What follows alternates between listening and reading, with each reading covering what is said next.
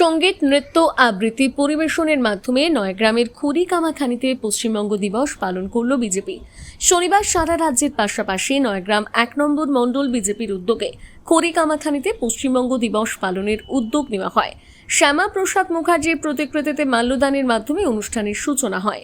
পরে দেশাত্মবোধক গান পরিবেশনের পাশাপাশি নৃত্য ও আবৃত্তি পরিবেশন করেন শিল্পীরা। উপস্থিত ছিলেন নয়াগ্রাম ১ মণ্ডল সভাপতি পরমেশ্বর মণ্ডল এবং নয়াগ্রাম ২ মণ্ডল সভাপতি পঙ্কজ মণ্ডল, RSS এর প্রচারক সঞ্জয় বারিক সহ অন্যান্য নেতৃবৃন্দ।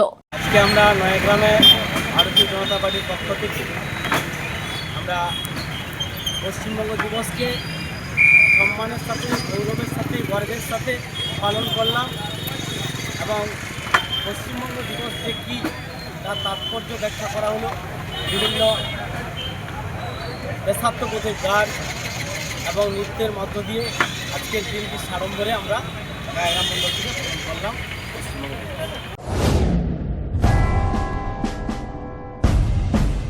নিখোঁজ সংক্রান্ত বিজ্ঞপ্তি।